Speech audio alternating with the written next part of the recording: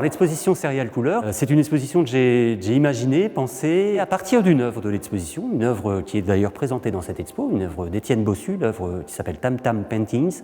Et je peux dire que c'est cette œuvre-là qui m'a donné un peu l'idée de travailler sur cette question de la couleur, mais qui serait en fait la couleur comme sujet principal de l'œuvre, vraiment qui serait la couleur qui va générer la démarche et va être au cœur du travail artistique.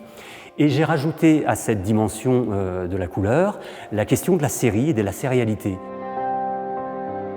On va retrouver effectivement pas mal de pièces dans l'exposition qui évoquent le nuancier, la déclinaison colorimétrique, le jeu sur la façon dont se diffuse la couleur, la sensation que génèrent les couleurs. Voilà, on va effectivement rencontrer pas mal de pièces qui se déploient parfois dans des ensembles assez conséquents. Je pense à effectivement Émilie Breu avec la série qui s'appelle précisément Nuancier 2, hein, avec ce visage de Berthe Morisot répété 133 fois.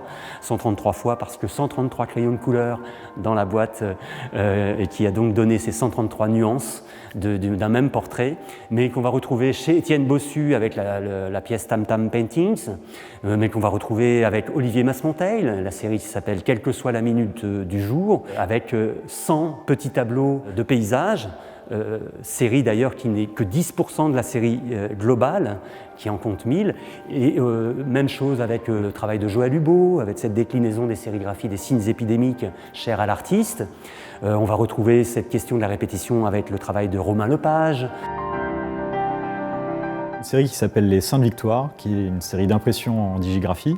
L'intention était de collecter des reproductions de la montagne Sainte-Victoire de Cézanne, que je suis allé trouver sur le web, et qui, par le prisme d'un logiciel informatique, de limiter ces paysages à 100 couleurs, 100 tonalités, qui crée en fait finalement une nouvelle image qui est plus d'ordre abstraite, parce que ça limite juste aux tonalités qui composent les œuvres de Paul Cézanne.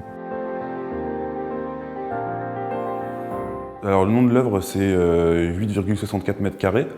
En fait, ça correspond à la surface enduite. J'ai commencé à utiliser le placo parce que j'aimais bien le principe d'utiliser un matériau de construction simple qu'on trouve partout en fait, dans toutes les constructions modernes, et de chercher en fait, là-dedans, dans cette technique, une picturalité. Et c'est en observant en fait, des plaquistes mettre des colorants dans l'enduit pour repérer les zones de retouche afin de les repérer plus facilement, que j'ai trouvé qu'il y avait quelque chose là-dedans de beau. Et j'ai poussé le principe pour faire un mur qui ne représente que ça. Thibaut a été accueilli ici au sein de l'Artothèque dans le cadre d'une résidence. Et voilà, j'ai pu aussi voir pour lui comment ça résonnait, cette question de la répétition, de la sérialité, de la déclinaison d'une forme et la présence de la couleur. Et je lui ai donné donc aussi carte blanche d'une certaine manière, puisque la pièce qu'il a présentée, qu'il a réalisée spécialement pour l'exposition, découle véritablement du travail qu'il avait amorcé ici au sein de la résidence.